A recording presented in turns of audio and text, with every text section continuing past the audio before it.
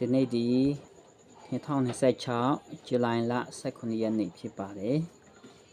ဒီနေ့ယဟန္တာနဲ့ပတ်သက်ပြီးမှအကြောင်းအရာ၃ခုကိုဒီနေ့ရမှာကျွန်တော်ပြောပြချင်တယ်အဲ့ဒါဒီကဘာလဲဆိုလို့ရှိရင်ယဟန္တာဆိုတာမိရိဘာသာကအရင်ဆုံးသုံးဆွဲခဲ့တယ်လေဆိုတဲ့အကြောင်းအရာနဲ့ပတ်သက်ပြီးပြောချင်တယ်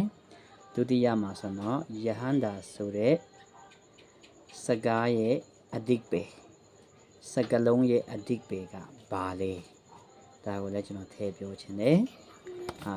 နံပါတ်3အနေနဲ့ဆိုလို့ရှိရင်တော့ယဟန္တာဆိုတဲ့စကလုံးကိုဘာသာတိုင်းကသုံးဆွဲခွင့်ရှိလားဆိုတဲ့အရာနဲ့ပတ်သက်ပြီးမှကျွန်တော်ဒီနေ့အနည်းငယ်ဝေမျှချင်တာဖြစ်ပါတယ်ဒါကျွန်တော်စကြရအောင်နော်ယဟန္တာလို့ခေါ်တဲ့စကလုံးကို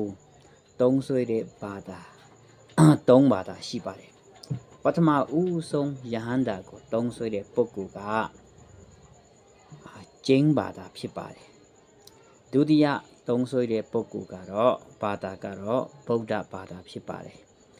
ဗုဒ္ဓဘာသာနဲ့ကျင်းဘာသာကိုကျွန်တော်လေ့လာမယ်ဆိုလို့ရှိရင်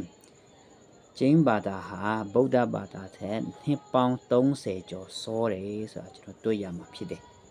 ဒါကြောင့်ကျင်းဘာသာဒီပထမဦးဆုံးယဟန္တာကိုသုံးဆွဲတဲ့ဘာသာဖြစ်ပါတယ်ဒုတိယမှာဗုဒ္ဓဘာသာဖြစ်ပါတယ်တတိယမှာဆိုလို့ရှိရင်တော့ဘယ်သူဒီသုံးဆွဲတယ်လဲဆိုလို့ရှိရင်မြန်မာပြည်မှာရှိတဲ့ခရစ်ယာန်ဘာသာဝင်တွေဖြစ်တဲ့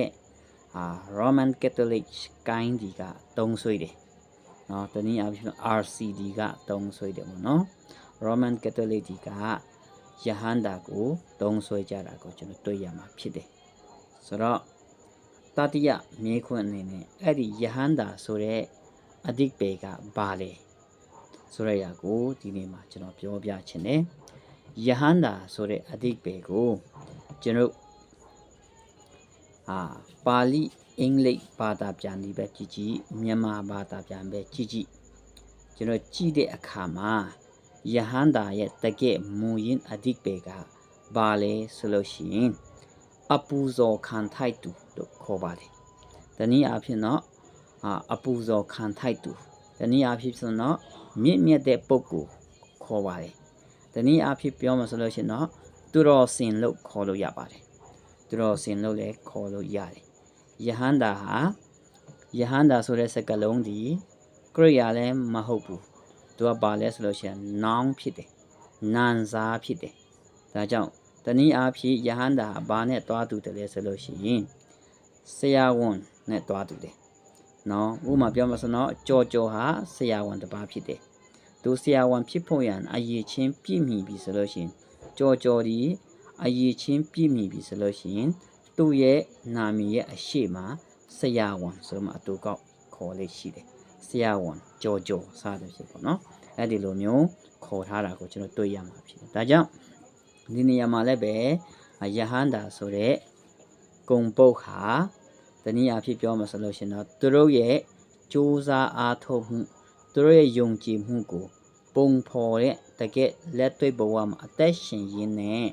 ကြိုးစားနိုင်တဲ့ပုဂ္ဂိုလ်ရဲ့ရှေ့မောက်မှာယဟန္တာဆိုမှထည့်ပြီးတာ title တစ်ခုအနေနဲ့ပေါ့နော်သူတို့ရဲ့ဂုံပုတ်ကိုပေါ်လွင်အောင်ထည့်ပေးလိုက်တဲ့စကားလုံးတာဖြစ်တယ်ဒါကြောင့်ဒီနေရာမှာယဟန္တာဆိုတာဘာသာတစ်ခုတည်းရဲ့စကားလုံးလည်းမဟုတ်ဘူးဆိုတော့ဘာသာတိုင်းနဲ့သက်ဆိုင်တယ်ဆိုတာကိုကျွန်တော်ဒီနေရာမှာနားလည်စေချင်တယ်ဒါကြောင့်ဒီပြောမှဆိုလို့ရှိရင်တော့ယဟန္တာဆိုတာဘယ်သူကပဲတုံဘယ်ဘာသာကပဲတုံသူ့ရဲ့အရေးချင်းနဲ့သူပြည့်မီတဲ့လူကိုယဟန္တာလို့ခေါ်ခြင်းဟာဆိုတော့ဘာသာစကားဖြစ်တဲ့အတွက်ကြောင့်လူတိုင်းဘာသာတိုင်းသုံးဆွဲခွင့်ရှိတယ်လို့ပဲကျွန်တော်ကမြင်ပါတယ်သူ့ရဲ့ပြောမှဆိုခရစ်ယာန်ဘာသာမှာလည်းအခုန Roman Catholic မှာပဲလည်းပဲယဟန္တာလို့ခေါ်တဲ့ပုဂ္ဂိုလ်မှာပြည့်မီရမယ့်အရေးချင်းတွေရှိပါတယ်ထိုနည်းတူစွာပဲဗုဒ္ဓဘာသာမှာလည်းပဲယဟန္တာတစ်ယောက်မှာပြည့်မီရမယ့်အရေးချင်းရှိပါတယ်ကျင်းဘာသာမှာလည်းပဲယဟန္တာတစ်ယောက်မှာပြည့်မီရမယ့်အရေးချင်းရှိပါတယ်ထိုအရေးချင်းနဲ့ကိုက်ညီတဲ့လူတွေကို ကိုဘာသာအနေနဲ့ခေါ်ပိုင်ခွင့်ရှိတယ်ဆိုတာကိုကျွန်တော်တွေ့ရပါတယ်ဒါကြောင့်ဒီဟာငါတို့ရဲ့စကားလုံးဖြစ်တယ်ဆိုတာကမှားယွင်းတယ်လို့ကျွန်တော်ကဒီနေရာနဲ့မြင်တယ်ဆိုတဲ့အကြောင်းကိုထည့်ပြောချင်တယ်နောက်အပတ်မှာဆိုလို့ရှိရင်ကျွန်တော်ယဟန္တာရဲ့အရေးချင်းဒီအကြောင်းကိုကျွန်တော်ပြန်လည်မှဝေမျှသွားမှာဖြစ်ပါတယ်ဒါကြောင့်ဒီနေ့အဓိကပြောချင်တဲ့ຢာကယဟန္တာဆိုတာဘယ်ဘာသာကျင့်သုံးတယ်လဲဆိုလို့ရှိရင်ဂျိန်းပြီးလို့ရှိရင်ဗုဒ္ဓပြီးလို့ရှိရင်တော့Roman Catholic တွေကကျင့်သုံးတယ်ဆရာလေးကိုအနည်းငယ်ဗဟုသုတအနေဖြင့်မျှဝေခြင်းဖြစ်ပါတယ်လို့ကျေးဇူးတင်တယ်